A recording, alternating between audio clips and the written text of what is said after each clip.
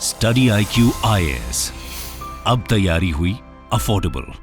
नमस्कार दोस्तों एक बहुत बड़ा डेवलपमेंट हुआ है मैन्युफैक्चरिंग को लेकर। देखिए, भारत की कोशिश तो रही है कि जो लैपटॉप हो गए, बाकी के इलेक्ट्रॉनिक गुड्स हो गए, उसको भारत के अंदर ही बनाना है, लेकिन अभी तक ये चीजें सक्सेसफुल नहीं हो पाई थी। लेकिन इसके रिगार्डिंग एक बड़ी जीत बताई जा रही है सरकार के लिए। मैं आपको बताता हूं कैसे। बेसिकली क्या हुआ कि 2021 में सरकार PLI स्कीम लेकर आई थी, production linked incentive scheme, laptops बनाने के लिए। लेकिन वो सक्सेस नहीं हो पाया था क्योंकि सिर्फ 2 कंपनी ने यहां पर अप्लाई किया था। लेकिन आपको पता है कि अभी ये जो PLI 2 स्कीम आया है, इसके अंदर लगभग 40 ऐसे कंपनीज हैं जिन्होंने अप्लाई किया है। वो चाहते हैं कि वो लैपटॉप भारत के अंदर ही बनाएं। आप देख सकते हो 38 IT फर्म, एक्चुअली 38 नहीं, ये बढ़कर 40 हो गया है। 40 IT firms apply to make laptops, personal computers under PLI scheme. तो इसके बारे में आपको डिटेल से बताऊंगा कौन कौन सी वो कंपनीज हैं, क्या ऐसा सरकार ने किया, क्या बदलाव किया, कौन सा इंसेंटिव दिया जा रहा है जिसकी वजह से इतने सारे कंपनीज इंटरेस्टेड होंगे। और ग्लोबल कंपनीज की हम बात करें, HP, लेनोवो, डेल, ये सब कोई भारत के अंदर लैपटॉप बनाना चाहता है। काफी कुछ जानने को है, चलिए आगे बढ़ते हैं। लेकिन उससे पहले ध्यान रखिएगा, अगर आप जो UPSC की तैयारी करना चाहते हैं, 2024 में एग्जाम देंगे, तो प्रीलिम से लेकर इंटरव्यू तक का जो कंप्लीट बैच होता है वो आप ले सकते हैं, जिसके तहत हमने 3 लाइव बैच लॉन्च करने जा रहे हैं। प्योर इंग्लिश, प्योर हिंदी और इंग्लिश। कोई भी लेना चाहते हैं हमारे वेबसाइट ऐप पर जाइए, कमेंट सेक्शन में भी इसका लिंक है, वहां पर जाकर यूज करिएगा कोड अंकित लाइव। ये कोड इस्तेमाल करने से आपको मैक्सिमम डिस्काउंट मिलता है और आप इसके अंदर एनरोल करा पाएंगे। और इसके अलावा अगर आप MCQs अटेम्प्ट करना चाहते हैं तो मेरे इंस्टा पेज पर जा सकते हैं, वहां पर स्टोरीज में जितने भी MCQs हैं उसको आप अटेम्प्ट कर सकते हैं।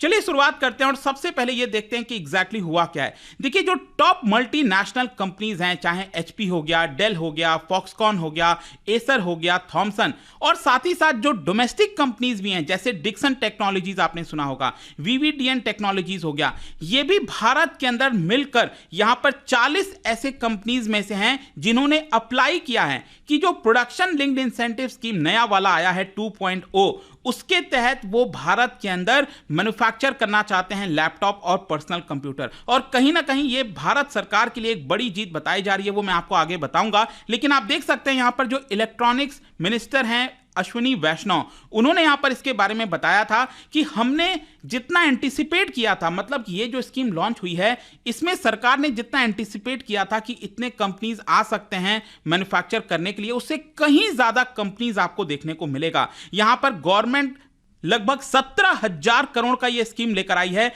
लेकिन जितने कंपनीज ने ये अप्लाई किया है, उन्होंने अप्लाई किया है 22,890 करोड़ के लिए। मतलब ये जो 40 कंपनी, ये जो 40 एप्लीकेशंस जमा किए गए हैं सरकार के पास कि वो PLI स्कीम के तहत शामिल होना चाहते हैं, तो उनको इंसेंटिव चाहिए 22,890 करोड़ का। लेकिन सरकार ने इंसेंटिव कितना रखा है? 17,000 करोड़ का। मतलब जितना सरकार एंटीसिपेट कर रही थी उससे ज्यादा यहां पर लोग यहां पर आए हैं, कंपनीज आना चाहते हैं भारत में और मैन्युफैक्चर करना चाहते हैं। और इसीलिए यहां पर गवर्नमेंट एक्सपेक्ट कर रही है कि 5,000 करोड़ का डायरेक्ट इन्वेस्टमेंट होगा भारत में। इसके साथ साथ 75,000 लोगों को डायरेक्ट नौकरी मिलेगी। और ओवरऑल जब प्रोडक्शन की बात करें अगले 6 सालों के अंदर, तो 3 लाख करोड़ से भी ज्यादा का टोटल प्रोडक्शन भारत में देखने को मिलेगा। अब क्वेश्चन ये है कि आखिरकार ये सरकार के लिए बड़ी जीत क्यों है, वो मैं आपको बताता हूं। देखो, सबसे पहले ये जो PLI स्कीम है लैपटॉप्स के लिए, वो लाया गया था 2021 में। अब 2021 में जो लाया गया था उसमें ज्यादातर जो ग्लोबल कंपनीज थी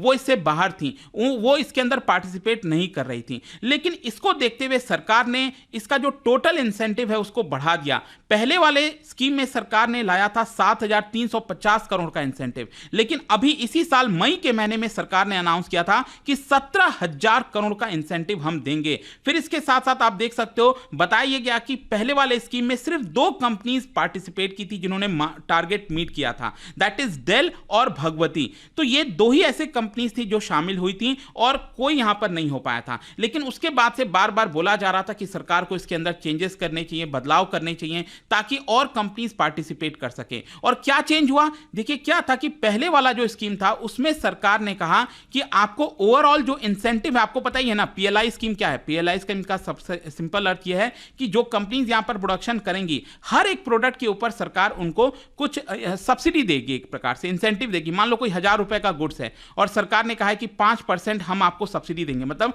सरकार अपनी तरफ से 50 रुपए इसमें देगी, तो टोटल कॉस्ट कितना आ जाएगा कंपनी के लिए? 1000 नहीं आएगा, वो आ जाएगा 950 रुपए। तो यही है प्रोडक्शन लिंक्ड इंसेंटिव स्कीम। तो क्या था कि पिछले वाले स्कीम में सरकार ने लगभग 2% एवरेज इंसेंटिव देने का ऐलान किया था, लेकिन अब यह इंसेंटिव बढ़ाकर कर दिया गया 5% के आसपास। मतलब अगले 6 साल में ओवरऑल लगभग 5% इंसेंटिव जो कंपनीज हैं वो ले सकते हैं। और साथ ही साथ जो कंपनीज लोकली मैन्युफैक्चर करते हैं अलग अलग प्रकार के कंपोनेंट्स, क्योंकि जब हम लैपटॉप की बात करते हैं, पर्सनल कंप्यूटर की बात करते हैं, तो उसमें बहुत सारे कंपोनेंट आते हैं, जैसे मेमोरी मॉड्यूल हो गया, एसएसडी आपने सुना होगा, जो पहले हार्ड ड्राइव होता था यूज, एसएसडी आ गया, डिस्प्ले पैनल्स हो गए। इस तरह की कई सारी अगर चीज़ें भी प्रोडक्शन की जाती हैं भारत के अंदर, तो उसके ऊपर भी सरकार यहाँ पर इंसेंटिव देगी। ऐसा नहीं है कि पूरा का पूरा अगर आप लैपटॉप बनाओगे तो ही इंसेंटिव मिलेगा, इस तरह की चीज़ें बनाएंगे उसके कंपोनेंट तो भी आपको इंसेंटिव मिलेगा। फिर इसके अलावा यहाँ पर फ्लेक्सिबिलिटी दिया गया है to choose the base year. Base year का मतलब यह है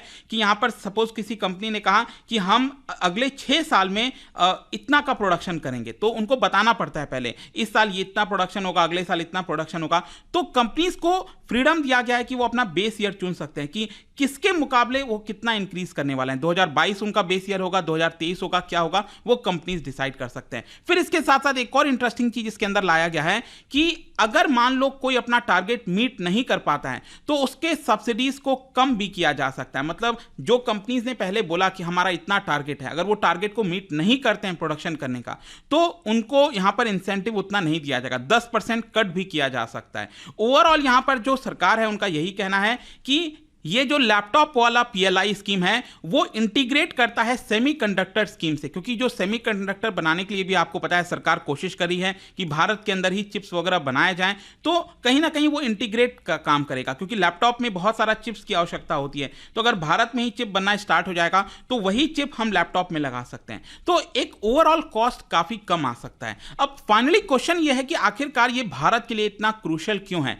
देखो, भारत पिछले कुछ समय से आपने देखा होगा आत्मनिर्भर की बात कर रहा है। फ्यूचर इकोनॉमिक ग्रोथ को देखते हुए इलेक्ट्रॉनिक्स मैन्युफैक्चरिंग एक बहुत अहम हिस्सा है, लेकिन अभी भी क्या है कि ज्यादातर इलेक्ट्रॉनिक गुड्स आप देखोगे तो हम इंपोर्ट कराते हैं। इनफैक्ट मैं आपको आंकड़ा बताता हूं, अप्रैल से जून का महीना जो था अभी ये जो इस साल का, उसमें हमने लगभग $6.9 बिलियन का इंपोर्ट किया था, जो कि पिछले साल अगर आप देखोगे तो $4.7 बिलियन ये था। मतलब आप सोच के देखिए कितना ज्यादा जंप हुआ है। और ज्यादातर इलेक्ट्रॉनिक गुड्स में आप देखोगे जो हाईएस्ट शेयर है वो है आपका पर्सनल कंप्यूटर का, जिसमें लैपटॉप, पाम टॉप्स, टैबलेट, ये सारी चीजें आ जाती हैं। और सबसे ज्यादा हम इंपोर्ट कहां से कराते हैं? ऑब्वियस सी बात है, चाइना। आप देख सकते हैं फिर $558 मिलियन का हमने इंपोर्ट कराया था अप्रैल से मई के महीने में। और चाइना से लगभग, मतलब हम जितना भी इंपोर्ट कराते हैं ना, उसका 70 to 80% हम सिर्फ चाइना से ही कराते हैं, जो लैपटॉप हो गया, पर्सनल कंप्यूटर हो गया।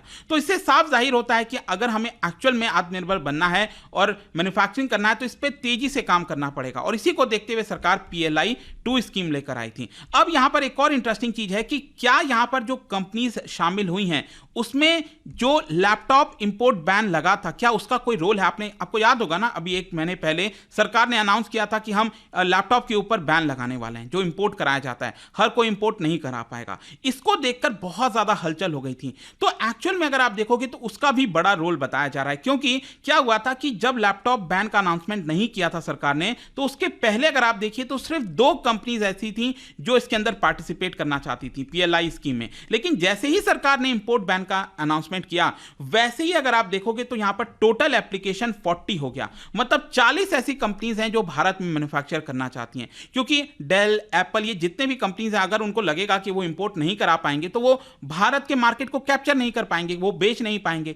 इसी को देखते हुए कहीं ना कहीं उनको लगा कि अब उनको भारत में ही मैन्युफैक्चर करना जरूरी है, और इसीलिए इतने कंपनीज आपको देखने को मिलेंगे जो यहां पर मैन्युफैक्चर करना चाहते हैं। इसी महीने के शुरुआत में मैं आपको बता दूं, मतलब पिछले महीने के शुरुआत में जब लैपटॉप बैन का अनाउंसमेंट हुआ था तो एप्पल, डेल, HP, ये जो कंपनीज हैं, उन्होंने US गवर्नमेंट को बोला भी था कि आप प्लीज इसके अंदर इंटरवीन करिए और भारत सरकार को बोलिए यहां पर बैन वगैरह मत लगाएं। खैर, देखना होगा वो आगे चलकर बैन का क्या होता है, क्या नहीं होता है, लेकिन अल्टीमेटली आपको समझना है कंक्लूजन में कि ये जस्ट एक शुरुआत है। मतलब 40 कंपनी ने अप्लाई किया है, वो चाहते हैं कि यहां पर वो लैपटॉप को मैन्युफैक्चर करें, लेकिन अल्टीमेट डिसीजन सेंट्रल गवर्नमेंट का होगा।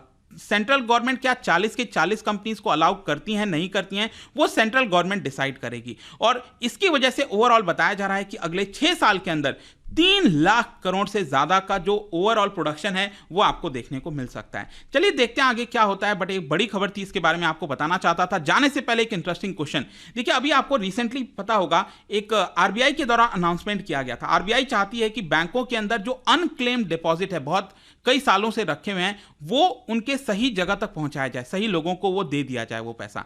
तो आपको बताना है कि अनक्लेम्ड डिपॉजिट का डेफिनेशन क्या है, वो कितने साल के ऊपर हो जाते हैं डिपॉजिट जिनको हम अनक्लेम्ड डिपॉजिट कहते हैं, यह आपको बताना है। इसका राइट आंसर आप सबको पता है, मेरे इंस्टाग्राम पर तो मिलेगा ही, वहां पर अगर आप नहीं हो कोई बात नहीं, टेलीग्राम से ले सकते हैं इसका सही उत्तर। मैं कई सारे जो एमसीक्यूज हैं वो यहां पर स्टोरीज में डालता रहता हूं। बाकी अगर आपको पीडीएफ चाहिए तो टेलीग्राम पर आइए, अलग अलग सोशल मीडिया पर आप जुड़ पाओगे। और जैसा मैंने आपको बताया, यूपीएससी की अगर आप तैयारी कर रहे हो, just use the code Ankit live to get maximum discount. And I hope कि वीडियो आपको पसंद आया होगा। मिलता हूं आपसे next time. Till then, thank you very much, see you soon. Study IQ IAS, अब तैयारी हुई अफोर्डेबल।